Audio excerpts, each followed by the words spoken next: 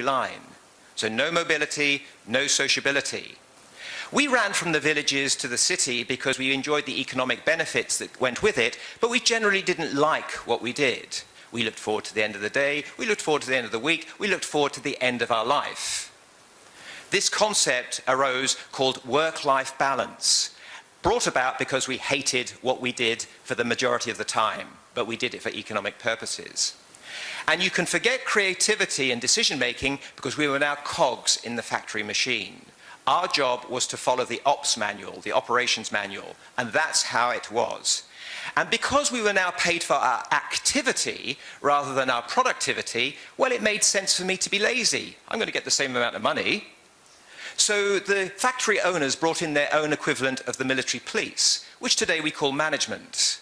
And it's their job to stop the workers with their tendency to be lazy. That's how it was. But in the latter stages of the industrial era, we saw the BlackBerry come into the organization, despite the IT department trying to stop it. So mobility has come back. You try not to have Facebook and LinkedIn in your organization, and you won't get any young people. So sociability is finding its way back in. Some of us want to have work-life balance, so we go on holiday, we're on the beach, we're looking at our email, and we won't look at the work emails because we're on holiday. It just stresses us out even more than when we're at work. So work-life balance kind of isn't working. And we want jobs that are creative, that give us some autonomy, and I want to be paid more money if I'm more productive than my colleague. What we're seeing here are the vines of nature pushing through the concrete factory floor. What we're seeing is mankind's return to his true nature. The digital era is not the technology era on tech steroids. It is not Industry 4.0, as they were saying in Davos. It's a fundamental return to our humanity. And the anthropologists will write about this in thousands of years' time. They'll talk about this very short period in our existence when we were at our most disconnected from our humanity. So this is what we are dealing with. We are dealing with people wanting to be human again. And we need to adjust our practices to reflect that, both in a government capacity and in a business capacity. So, very quickly, and I'm just conscious, I'm not even conscious of my time, but I will go quickly. Many of us still work in factories. We don't realize it, perhaps. There are no hard hats, there's no boiler suits, and there's no conveyor belts. But you know you're working in a factory if your organization is fixated with process. So if you hear words like lean and Six Sigma, I'm not saying they're bad, but if the big focus is process, that's a factory. And if all the decisions are made by a handful of people in a small room, that's a factory, because the rest of us, the workers, we're cogs. We're not supposed to use our brains. And one of the big definitions of being a factory or an industrial organization is that you believe your successes in the past will be your success in the future. That is a strong characteristic of a factory mindset organization. So you don't have to have conveyor belts, it can be nice and furnished, there can be lots of computers, but it's still a factory, basically. The reality is that process orientation is giving rise to innovation orientation. Centrality of decision-making is leading to decentralized leadership, so the workers can make empowered decisions at the point of opportunity and threat, and certainty has been replaced by chaos. Disrupt or be disrupted. You can play offensive. You can decide that, right, we are going to develop a business model that is not just going to take out the market, but take out our own business model as well. And we pay that price for the longer-term domination. Most of us are better off playing defensive. We have a plan A, that's called our current business. It might run for another 6 years, it might run for another 6 days. We don't know. So we better have a plan B, C, D, E, F, and G. So the business of being in business today is being in the business of creating business models. Business leaders should be running their businesses as a portfolio of businesses, because when plan A gets taken out by a disruptor, you better have a plan B or a plan C kicking in pretty soon after. So this concept of polymodal business, basically a business that has lots of different business models. Very quickly now, factory workers, looking at it from a labour perspective, factory workers essentially were labour, and very sad for the factory workers, but whilst we're seeing the automation of blue-collar work, we're seeing the blue-collarization of white-collar work. So we are all at risk. We are all in this together. The banks, for example, are trying to drive humans out in order to essentially turn it into a technology factory. Great, but it will be a factory that operates at zero margin. So they're going to start bringing humans back into the equation again. But these humans won't be suit-wearing corporate compliant cogs, though they may be wearing a suit. They will be highly creative people like Salvador Dali, Lady Gaga, Pablo Picasso. A HR nightmare, basically. But they're the guys that are going to create differentiated customer experiences that command a high margin because of their innovative and creative thinking. Young people essentially are looking at their parents and thinking, I don't want what you have. You've got all the toys, but you never had the time. You were never truly present. I'm going to treat my life, my to mastery, like a chess master or a martial artist. I'm going to make a dent in the universe, which I know is a little bit narcissistic, but that's kind of the thinking. I want to be a better version of myself. I want to see what my true human... The drivers of can't at them. We've got to provide great places for great people to do great work with other great people. We can't motivate young people in the same way as perhaps my generation was motivated. And the bottom line here is that the talent is now in the driving seat. And that changes everything. Very quickly now, leadership. Many leaders today are leading their people on a path that deviates from reality. They are sticking to the strategy as if that is some sort of gospel, and they're ignoring threats and opportunities that are just looking at them. The key job of leaders today is not finding customers. Customers are easy to find. There's plenty of customers. Customers will follow the talent. The big challenge is finding the talent, attracting it and retaining it. The job of leaders is to get out of the way and to remove the obstacles so that the talent can do great work. And in such a model, you don't need management because the talent is more motivated than any manager will be because their next gig is only as good as their current performance. So to finish up here, the world is changing, the world of work is changing. Mankind is returning to his or her true nature. But there's a twist. As the internet becomes the internet of things, and as portables become wearables, as wearables become embeddables, the internet of things will become the internet of things in people. So we are on a convergence course with technology in effect. You might say we're going from Homo sapiens to Homo extensis, augmented man. And augmented man requires augmented services. We will increasingly become augmented. I'm not saying we will become cyborgs, but this has profound implications for us as citizens, as consumers, and as parents. So I encourage you to look at digital in a broader perspective because there are some fundamental economic and I would say anthropological changes taking place. Thank you.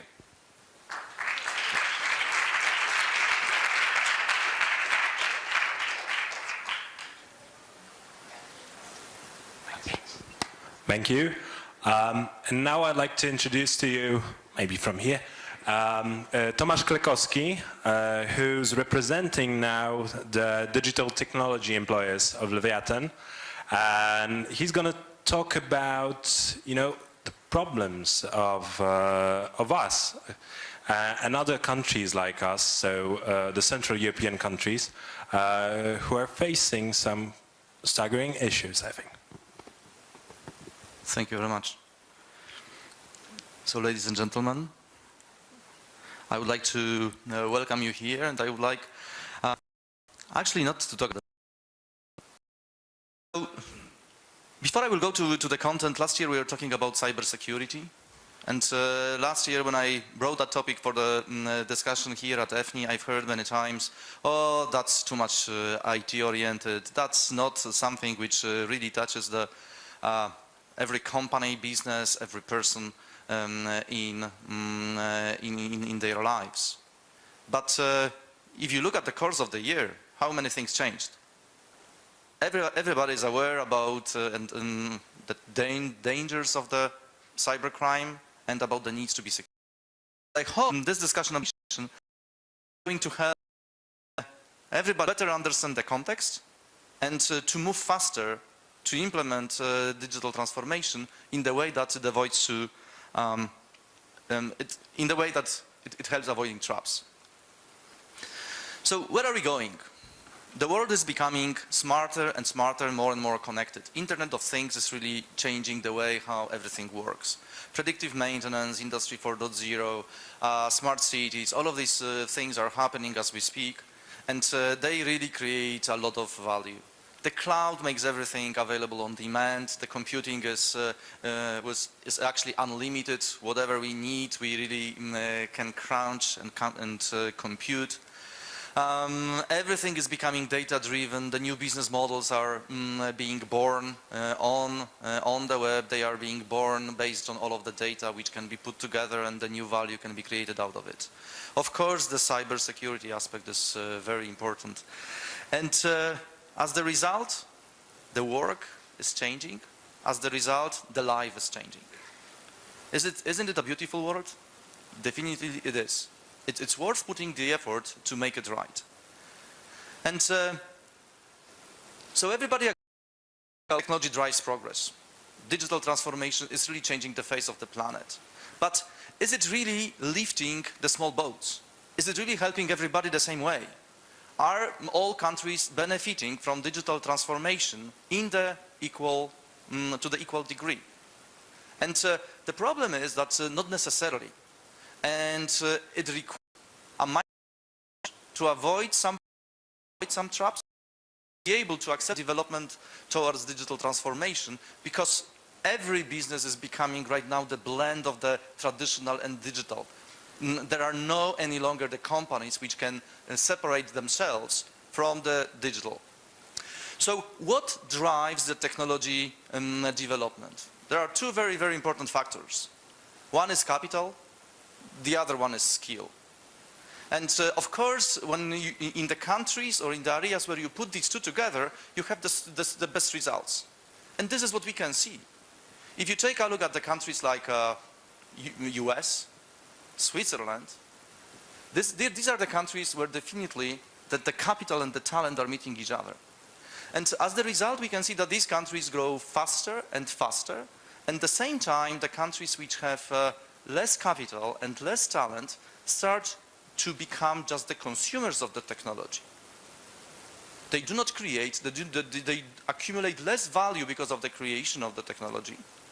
And they start using the technology offered by others.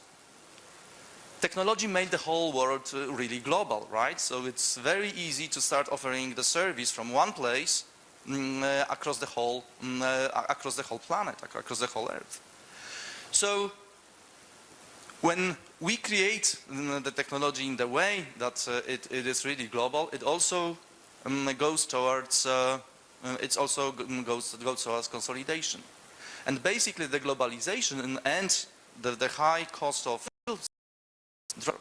because of course if we want to create the technology where we have the capital and we want to create the new and new businesses, new and new business models, very quickly we start facing the problem of the talent availability. So then we need to start looking for the talent around. And this started the whole model of offshoring. We can put a couple of things together to make costs lower, and we also can start looking for the skills and for the talent, not only in the places where the cost of the talent is high, but also in the places where cost of the talent is lower, and still the quality of the talent is very, very high. And definitely Poland is in such situation, the Central European countries are in such situation. If we take a look at the pace of the development of the service industry here, it's a great example. I think that we have right now close to 900 or over 900 shared services centers. They employ, if I remember correctly, 300,000 people. Great example of the success. However, to be very honest, these centers, they serve the whole world, and definitely they brought some jobs from other countries here. So the growing consolidation creates also some challenges, because in the world in which a couple of companies really offer really create the majority of the value for the given industry, that is the question what others should do. So what countries can do to be more on the receiving end, to be more among those who create the technology, to be among those who create the majority of the value, and not being put in the group of those who only consume, and to make sure that the talent which is in these countries can be put into work, can be put at work in the appropriate way. So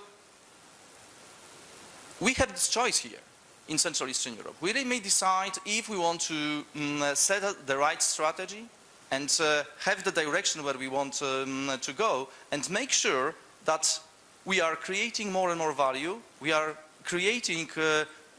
putting technology at work, or we are becoming the consumers. I'm pessimist that some countries may already pass the stage, and they will become primarily only consumers of the technology which is created somewhere else. But here, we really have the choice. But this choice requires preparation. And I would like to make sure that we are all aware what helps to drive the digital transformation, what helps to accelerate the technology, the economical development based on technology development, based on digital transformation. And I think that there are a couple of very, very important things. So first of all, the whole education needs to be more STEM-oriented. If the transformation is led by digital, then digital skills are very, very important. And creation of this, of the framework for digital is absolutely critical. So we are talking about the investments in physics, in mathematics, we are talking about investments in engineering. This is the foundation for the jobs like data analyst. This is the foundation for the jobs like security. This is the foundation for the job like engineers, for cloud, for IoT, so different sort of programmers and creators of the technology. Another thing is we need to be included in the global R&D because of that access to capital. If I looked at the recent data, if Poland increased in its investment into R&D up to 3%, it means, looking at the last year GDP, Poland would invest just above $14 billion in R&D. There are the companies which invest more than that just in one industry. So actually there is one company which invests more. It's Volkswagen Group. Intel invests more than 11.5. Microsoft is the third biggest R&D investor, very, very close to 11.5. So we can't ignore the global investment. We can't ignore the companies investing globally in the technology. If we really want to make sure that we really put the technology and the capital, the skills and the capital at work, we need to make sure that we are reaching out towards the global investment and making this part of the solution here. Another thing is focus on innovation. That is very, very important because all of these jobs, they need to be focused on things which are forward-looking, moving the economy forward, very much along the lines which were discussed before. The next thing is infrastructure. Of course, if we do not have the infrastructure which helps doing this right, this is very difficult or impossible to be done. And the last thing which we need to have is stability. This is helping us a lot, and we are very uniquely positioned in this part of Europe, because if we look at the whole world around, well, either the Middle East or Russia or China, these are not necessarily the places where the technology investors are looking at due to different reasons. Either stability or IP rights or different reasons. But here we really have the opportunity which we can utilize, and we can help the country to grow, and we can help to implement the digital transformation in the way that the value will be shared among everyone. So thank you very much, and I would like us to go to the discussion now.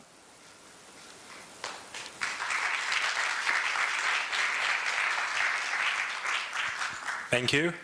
I just have one announcement more before we start the panel. You can see some data put on the slides. You're going to see throughout the whole panel. So they're going to be changing, they're going to be repeating, and there are some, key information that we think are important for you, for the audience. Maybe some of you could think about those quotes, think about the data we presented here about the problems and maybe solutions, as Tomasz said, for the problems that we could have. So with no more delay, I would like to introduce to you our great panelists, and it's Sebastian Christoph, Director of the Department of Electronic Economy from the Ministry of Development in Poland, wherever you want. It's Ed McCormack, whom you already seen and heard, the futurist and strategic advisor. Tomasz Klekowski, the Digital Employers Association. Michał Boni, member of the European Parliament, former Minister of Digital Affairs.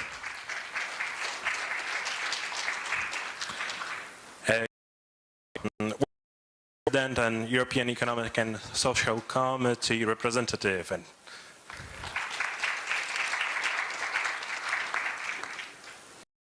Mark Mose, Director of Government Affairs.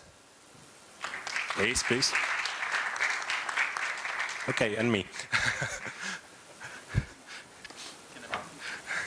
Okay. Oh, please. Maybe we could exchange places, okay? Okay. I'm not the person who's going to talk here, so I'm just asking the questions. This is the easiest part of being a panelist or a moderator. But yeah, we will see. Okay. The first question goes to, we actually had a discussion today in the morning, which, like yesterday, if some of you were on the technological panel yesterday, organized by Intel, I really regret not recording because it was very fun. We have half an hour to talk, but we talked for more than an hour about the same topic, so it was very interesting. And I wanted to ask Sebastian Christoph, having that heard, the problems that we are facing, the solutions that we need to find, is the current economic plan of the Polish government the ultimate solution, so the game changer in order to place us, further ahead in the digital development, digitalization, so usage of new technologies in different sectors, or not? Well, what should I say as a representative of the government? Probably yes, but well, to show that that's true, I think that the most important element is that this plan is adaptive. So one of the key elements of this plan is that the government says this plan should adapt and very quick to the changing environment. So this is the first key point. Yeah? And yes, in the plan I find these elements that's been addressed. So the investments, so changing the expenditures to investments and to invest into the human capital, infrastructural investments, and so all that I find in the plan. So I think we are heading into a good direction. But of course the society is not only digital, luckily. So there will be different people through the whole world and even in Poland. And I hope, and what's the role of the government, just to keep not to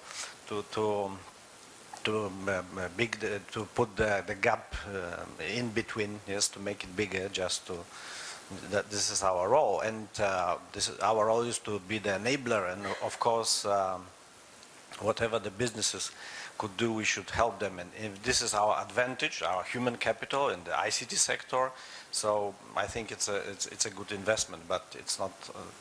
If we invest in technology, we should invest in culture as well. This is my opinion. So we are in the era of maybe now hunting data, as I observe. But I was thinking, what will happen with the jobs, and they will be different. I don't know what kind of jobs will emerge, and probably there will be more simple jobs. I don't know, not only complicated, but I think that mining will survive. We are mining now bitcoins, and we will go data mining, and we will go to different planets for mining, real mining, because we will need resources. Yeah, so I think that this is some kind of future. So, well, I think that our plan matches this future. Okay, and can we outperform the leaders? So can we converge in this sense or not? This is not easy, because in the digital era, who gets it first, he stays as a leader. So it's very tough. We see who starts first in a certain sector and finds a new solution. With this connected world, it's very hard to join sometimes. So, but. Well, that's the issue, that we should seek for new solutions, new business models, because business models are now changing from day to day. So it's a world open for innovations, and yeah, companies can live for a year, then change the business model, lose the clients, and get the clients in different areas. So I think it's quite possible, especially that technologies are giving us the possibility to change the capex to opex costs, and then it's very easy to switch the business model. So I believe yes, but well, not every country should do the same. So okay, we have to look at our advantages, and definitely the technological skills are advantage of the Polish society, and we should use that. But I don't like to compare to the difference, because it's not showing the quality of life really. Because when you ask people, do they like this or not, it's the responses are different than the statistics. So it depends on what will the people like to do in the future. Okay, I cannot omit the question to Michał Boni from the Foreign Minister of Digital Affairs. What do you like about economic, and so in the digital sphere, the economic plans and the economic issues that the government has planned for the near future? Thank you very much. When I'm listening to the Deputy Prime Minister Morawiecki, how he is speaking about the plan, I'm thinking that he is the good leader of this digital game changer in Poland. When I'm reading this strategy, I have many doubts, because there is no proper impact put on digital issues and digital challenges. And I think that it is very important to understand that if we want to participate, if we want, as Poland, as our part of Europe, to catch up those drivers, those development, we need to remember about some key points. Firstly, our opportunity is to make digital revolution looking at global challenges and looking at European challenges and overcome European fragmentation. There is no chances for the future for national digital strategies. Those strategies are very needed, but those strategies should be linked to European efforts, as for example, overcoming some fragmentation, liquidation many barriers in e-commerce, in general data protection regulation. Harmonization is very needed for business, for people, for users, for development.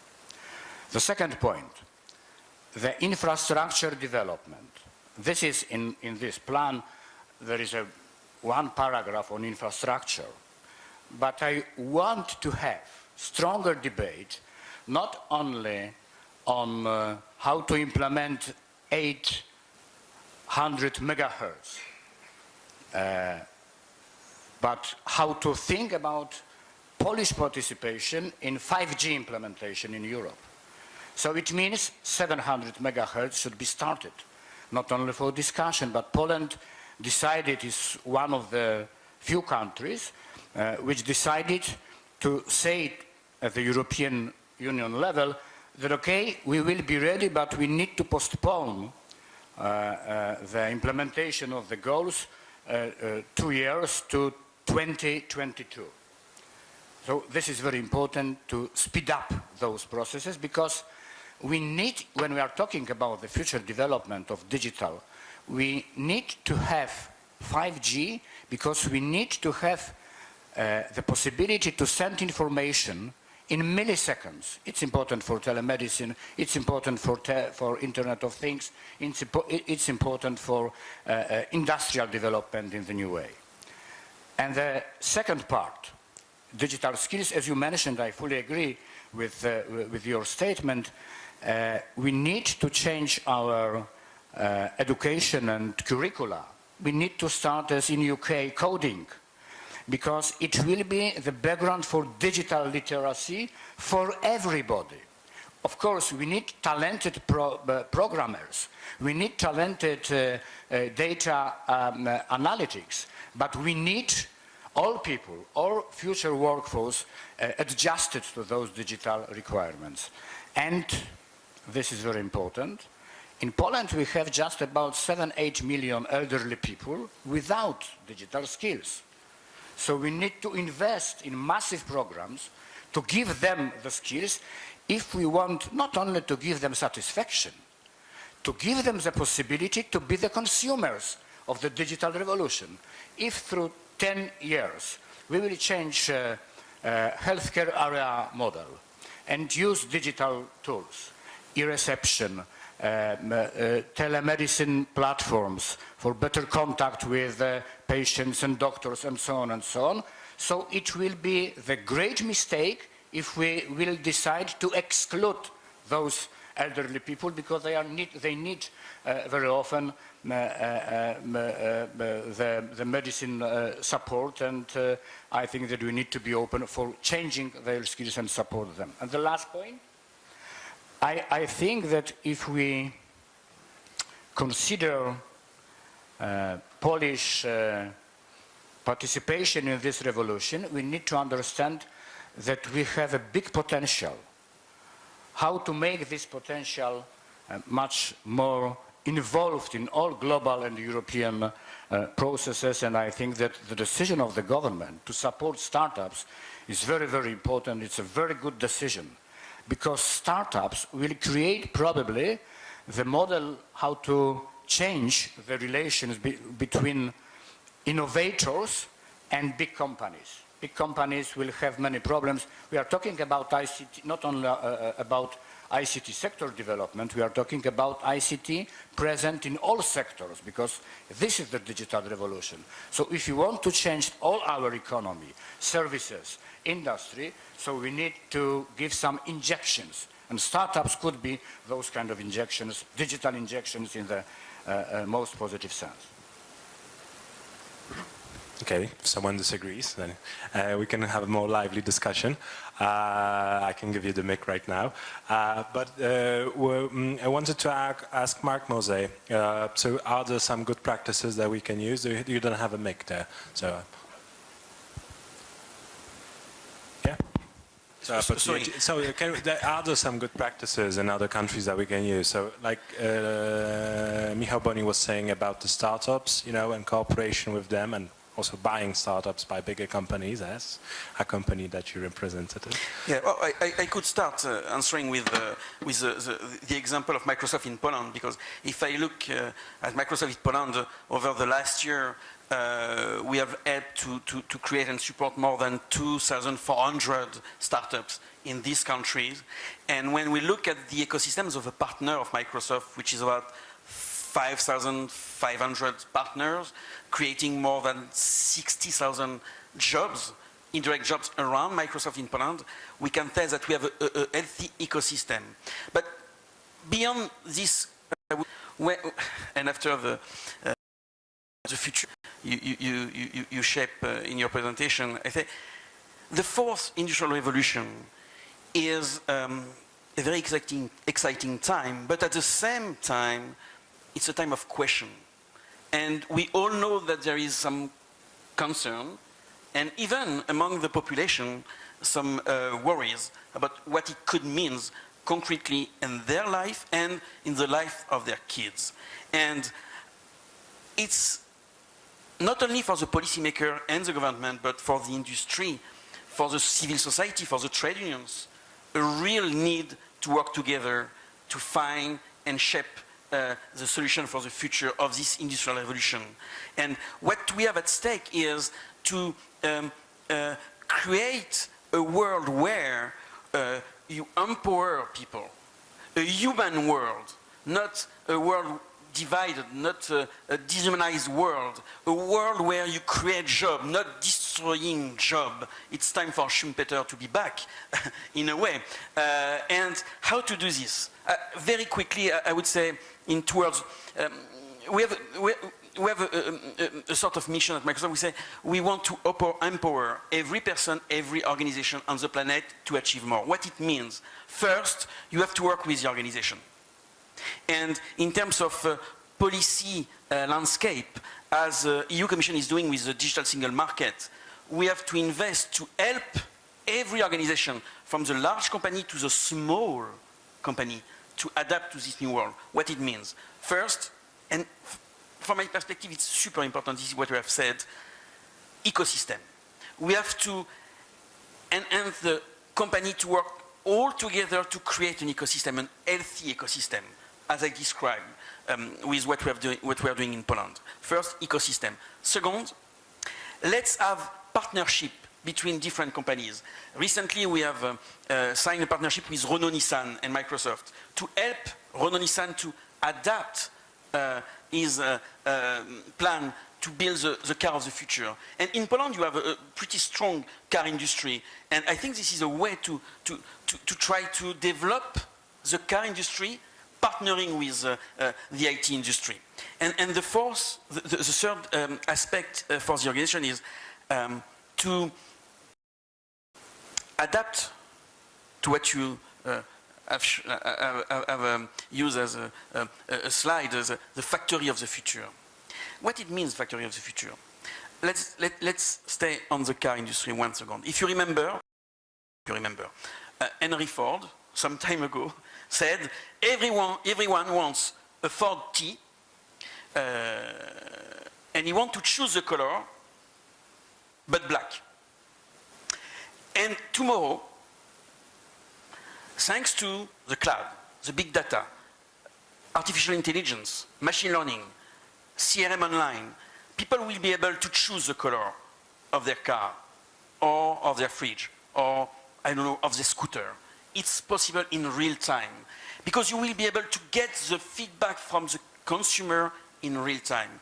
One experience we have today, we have HoloLens with mixed reality tool, and we have partnership with Lowe to build the kitchen of the future. And people are, with the mixed reality HoloLens mask, in the kitchen, and they can build really concretely the kitchen with the color they want to have. And you can immediately send what the consumer wants to the factory. And so you reduce the time.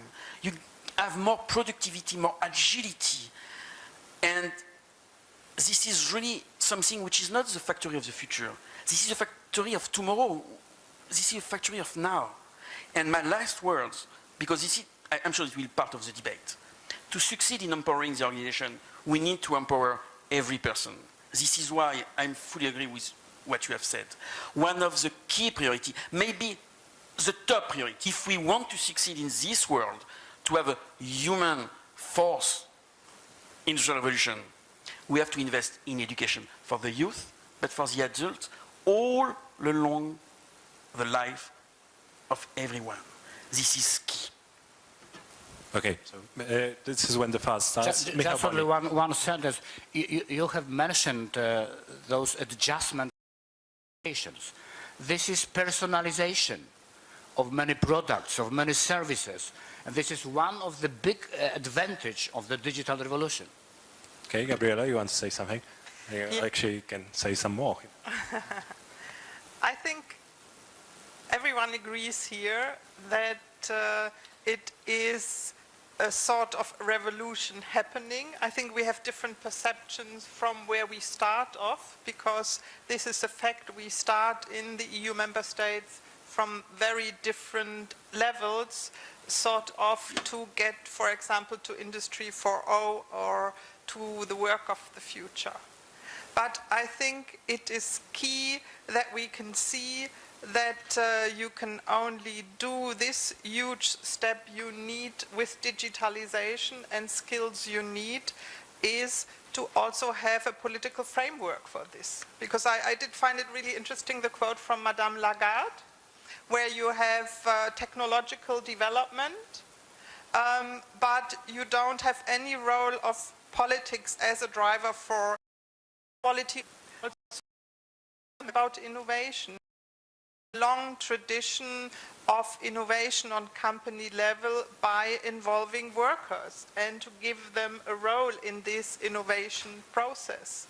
But also here it is very important that you create an environment where both sides profit from this and not only one side, because otherwise you will not get it. So for me it is very important also to see that we need on European level, and I agree with you, we really need a positive future transitions. That is, we can talk, yes, skills, skills, skills, but if you look at the European Union in the last 8 years, we had a development that, for example, in the crisis countries, the first budget that was cut was education, because it is much simpler to cut this than to cut other things. So starting again, we have realities from, for example, Industry 3.1 to Industry 3.28. And we have to, from all the different levels, we have to get there. But if you want to have a European strategy, it would mean to really develop a strategy where every country, be it Poland or Spain or others, know, coming from different levels, where they want to go and how they want to do it, and how do we have the necessary strategy and means to do it. Okay, 8. So there are going to be probably some winners and losers in the game, or maybe it should be equal, but it's not, as we can see on the graph right now behind us. So what do you say to that? Well, I think the game is well underway, and the question is whether it's a nation-state game or a corporate game. The real battle in the digital era is battles of the ecosystems. So, you know, Uber's there. It may not be there for very long, but some people are building kind of ecosystems around Uber, around Airbnb. There are companies that are building around that ecosystem. Is the car of the future going to be actually not, it may not be an automotive issue, it may be an Apple ecosystem issue. So industries will start to get reportioned depending on how it plays out in terms of who dominates the various ecosystems. So the ecosystem is the key thing in mind, and it's almost the key thing in mind. What skills are you going to go for? Which horse are you going to back, so to speak, in the race? There is a real danger of, and there is already a digital divide where the unemployed are becoming the unemployable, and okay, we can build bigger fences around our houses to keep them out, but the world will be a better place if we can bring everybody up to the same level. Everybody's got the same brain, but many people don't have the cognitive, so to speak, to enable that. Okay, Gabriela. I'm more than 50 years old. I mean, that was something our teachers did tell us years ago. This is not something new. They would say you will not have a job for your whole life. So you have to adapt, you have to be able. So where's the new thing? I think the new thing is really to see what really we do to do it and not to talk about it. Because for me that is the difference. Yep. Eight and then Michał. It's a very good point, and I think, to your point, it's almost the death of strategy, planning into the future, and it's actually let's work with the data we actually have here and now. So you might say, I would advise people to take a lean startup approach to their careers. Don't have a dream about what you want to be when you grow up. Have a dream about what you want to literally do next, and wake up every morning and ask yourself, are you still economically relevant? And if you're not, acquire the skills to keep you in play. Okay. Probably the key issue is to change the education. Teach people how they can learn in the future. They can learn in the future. And this is the skill, yes, from the educational from the educational system, yes? Not only to know everything about the world, because we check everything in 1 minute, to find the sources for learning in the future. Okay, Mark. No, yeah. This first revolution is different from the previous one. The first was the steam engine, if I summarize, steam engine. Then the second one was electricity. The third one was computing. And the third is data and intelligence. And the difference here is that with this revolution, you can empower people differently. And you can help them to adapt. Because I agree with you, I'm 50 as well, and I had the same feedback from my teachers. But now the difference is the speed of change. The speed of change. And the industry we know today, in 10 years from now, will be different. And this question is how you adapt constantly to the speed of change of the industry and the new jobs that will appear all along our life. The core principles are still the same, but the environment is pretty different, and the speed of this change is really different. Okay, Tomasz Klekowski wants to say something, and he also can say some more. And I fully agree with everything what has been said. I would just add to this that this trend is also differentiating countries. There are the countries which are more on the where the value is created. There are the countries which are only consumers or consisted primarily with the consumers. And there is a big group of countries which are kind of the outsourcers, where a big part of the value is created. However, that value creation has been outsourced from those who have the capital to those who have skills. And it's not only the problem of individuals, but it's also the problem of countries. How do they set the strategy in the way that they help to the whole society as the set of individuals to succeed and to move faster? And the discussion is also how to advise the government regarding that strategy. And I fully agree that education is a big part of the solution. This is absolutely necessary conditions to be met. But if countries like Poland want to move from the group of outsourcers, operators, to the group of creators, need to do more, need to invest in the critical skills for the digital transformation. And these are the skills connected to STEM, to science, technology, engineering and maths. And this is what we really need to focus if we want to go faster. Because the question is not how to go fast in the group of those who are relatively happy, but how to go faster to be even happier.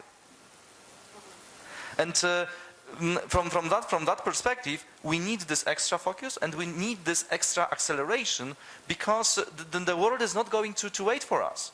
In the global world, the winner takes all, and we have seen it in examples like, well, digital search, internet search.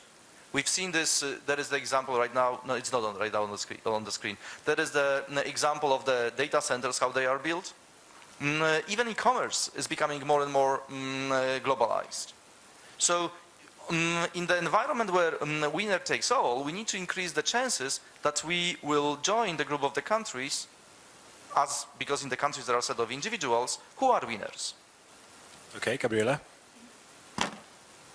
Yeah, I agree. It is faster, and it means a lot of change is necessary, not only of the governments and the education policy, not only on the side of the workers to improve their skills, different types of employers for this.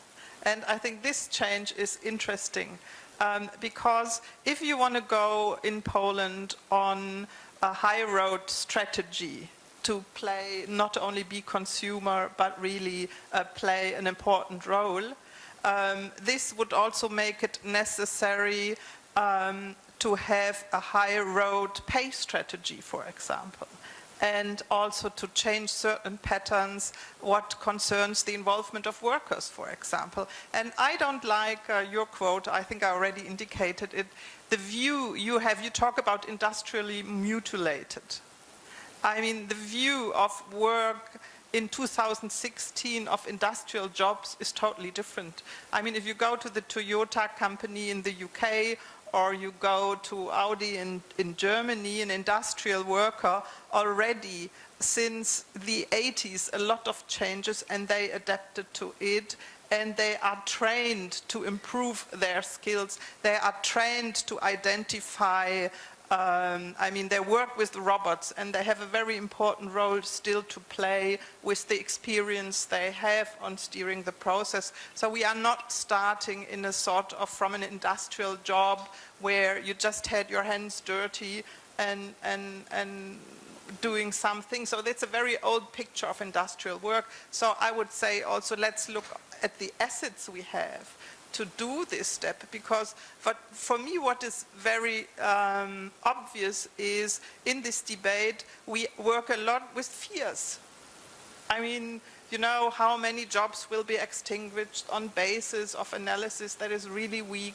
Then you have other studies saying, no, it's not 1 million, it's only 500,000, whatever, instead of looking where is the starting point, where do we have good examples, for example, in Europe, and where do we want to go?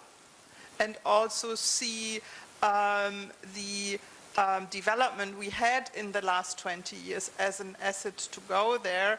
And I think it's a different perspective maybe from Microsoft and a US perspective. But here, for example, one asset in Europe is that we still in many countries have an industry, and we have a very modern industry. And there also we have a good future if the necessary changes are done. And I also think if they are done in a way that you give people a perspective that they will not be left behind, but that there is a perspective for them in this process. Okay, first Aid and then Mark.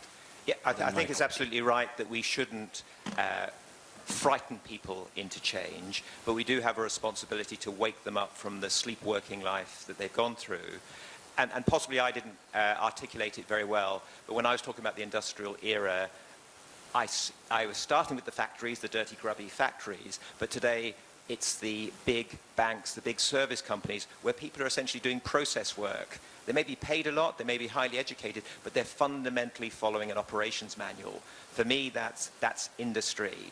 You know, we don't have many Googleplexes around the planet, where actually there are slides and campuses that allow us to be mobile. We're encouraged to be social. We have caves that allow us to kind of work as a pack and so on. I think we still have quite a long way to go, but I agree that my definition of industrial might be unfair on modern-day factories. Mark? No, we have the same perspective, in fact. And my point is that Europe, to talk about Europe, has a lot of assets to succeed in this new revolution. The question is how to make it real. The question is how you make that nobody is left behind. This is the real question. And when you look at the digital single market perspective and the work done by the Commission to harmonize the legislation, to help the fourth revolution to be a reality in Europe. Some numbers show that with the digital single market, you could create in the next years around 3.8 million of new jobs, which is a lot. How do we make this real?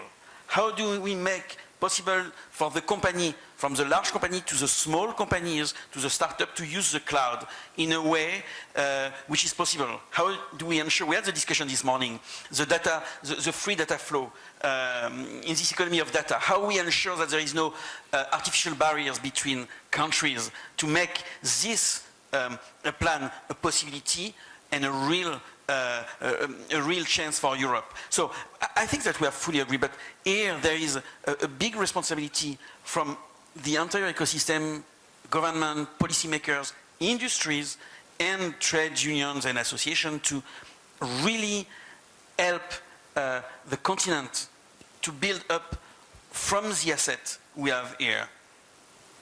Okay, Michael? I fully agree that we need to use our potential, yes, and to build the new competitive advantages for Europe, because this is probably the last opportunity for Europe to create the good background for these advantages. But on the other hand, I also agree that it's better to see not only threats, concerns, but opportunities. But we need to analyze all threats.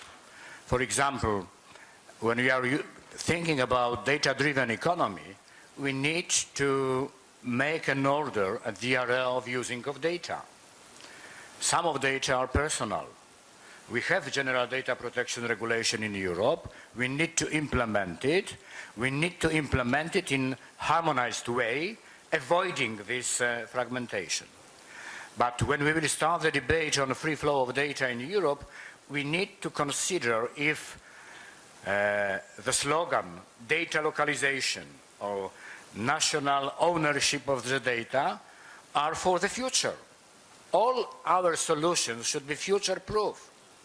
So this is very important to understand it. And the last point, I think, 3A are very needed. Accessibility, affordability, it's a question of prices also, and awareness. And awareness. If we will focus in our strategies, I think that we will create this transition passport, yes, for all people to use all advantages or all fruits from this revolution. And one question about accessibility, rural areas, yes, because we have said about elderly people, but in many countries there is a problem with rural areas, and I think if we want to have real digital game changer in Europe, we need to invest. The last point, and I'm sorry, because through many years when we have talked about infrastructure, it was a discussion about competition. And now we need to put the question and to create the point that we need infrastructure-based competition, not only price-based competition. This is very important for people who are investing in infrastructure, and I think that we need to remember about it.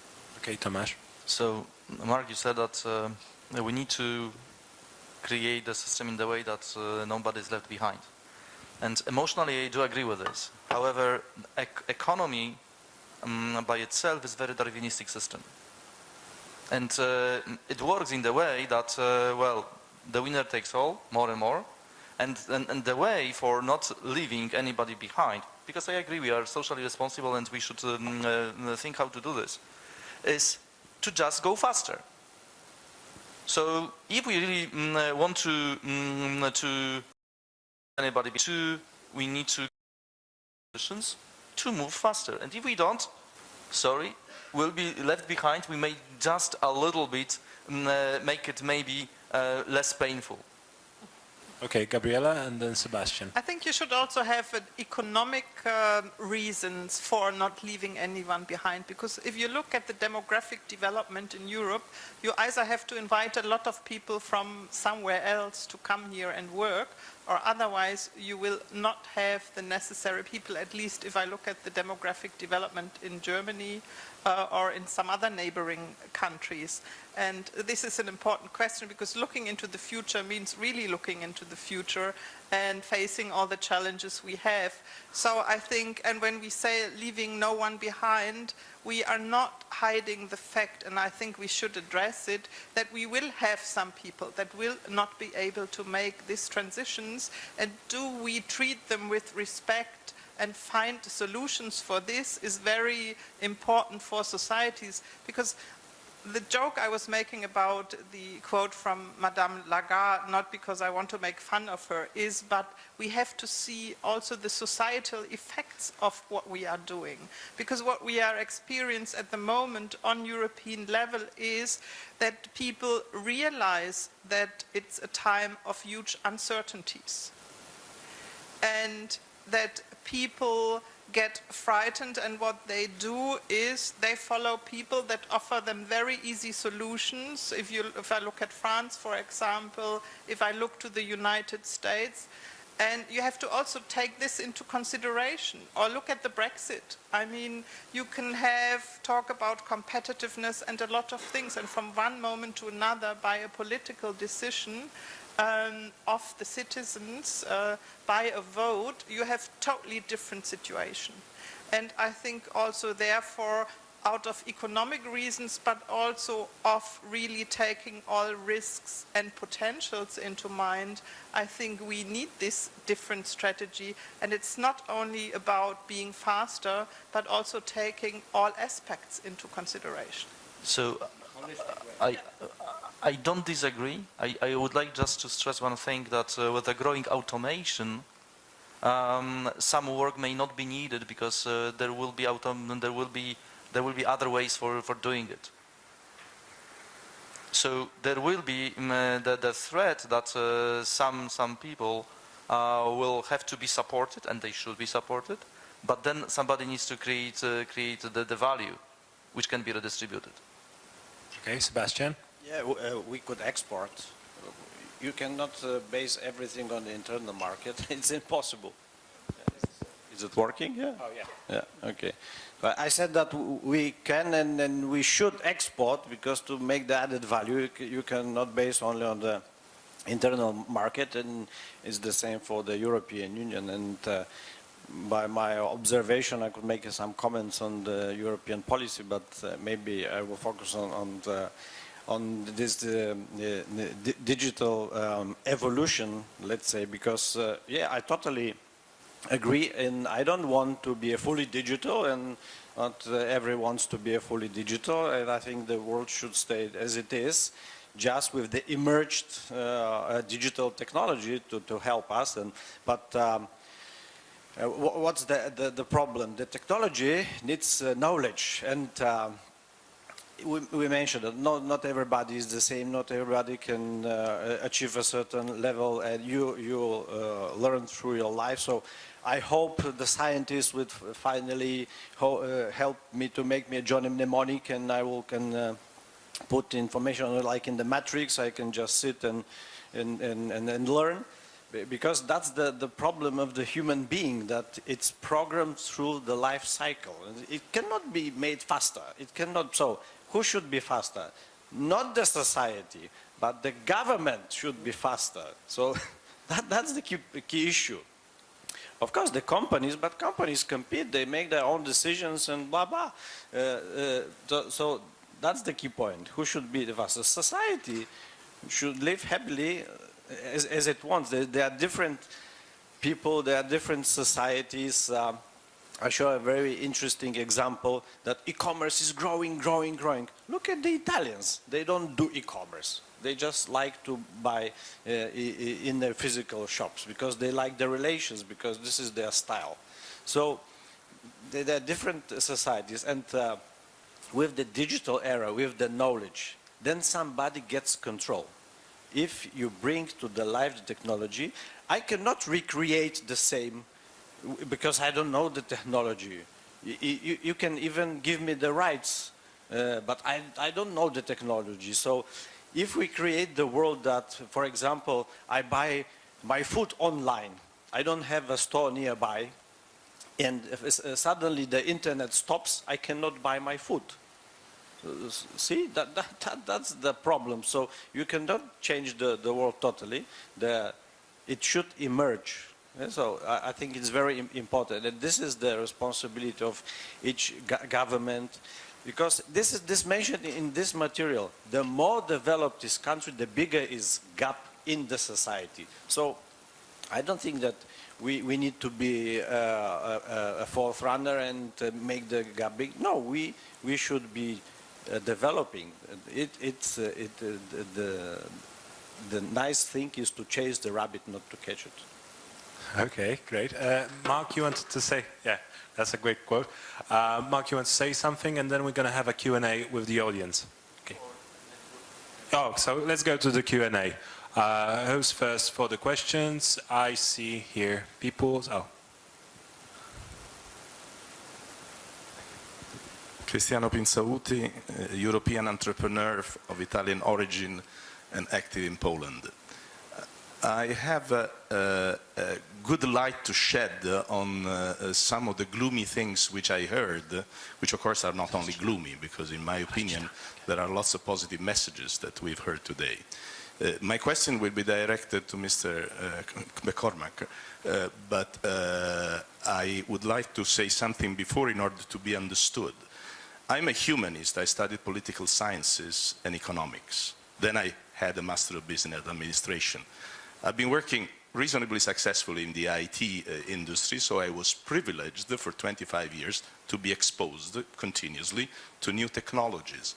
But in fact, I didn't need to be an information technologist in order to be successful there, because the advantage of the present society is that what governs success is intelligence.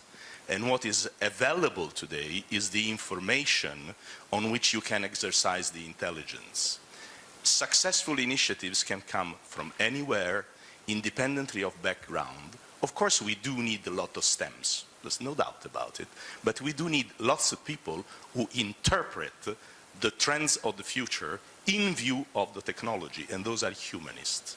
Now, best possible moment in order to develop what has not been developed, and I don't agree with Mrs. Lagarde, I agree with the second half of her statement. Financial globalization certainly is a problem. Technological progress is only an opportunity. It depends only upon the intelligence that you use in order to foster the changes which are needed. Could you please comment? No, all very good points, and perhaps if I build on that, there's a lot of talk around agile business and even agile government, but agile is what happens when the lion is on top of you. You can dodge and you can fight back the lion. So you may say, right, we need to move to an anticipatory model. So now we're looking out for lions on the horizon, but we get bitten by a snake. So we need to become attentive organizations. So we don't know where the threats and the opportunities are coming from, but we have the sensors, so to speak, and IoT is part of this. Human pattern recognition is also part of this as well. And so we as individuals need to be attentive, because if many of us were put out on the savannah today, we would last 2 minutes. So we need to develop our attentiveness, our mindfulness. We need to do that organizationally. We need to do that from a society perspective. And certainly there is no point running past the rabbit that you're chasing, but you may decide not to chase that rabbit if something bigger is running over there, and it's having enough 360-degree vision to know when it's time to drop the strategy and go after where the bigger opportunity lies. Okay. So if I may just add one thing. Okay, and because every company right now will have the component of being digital, some part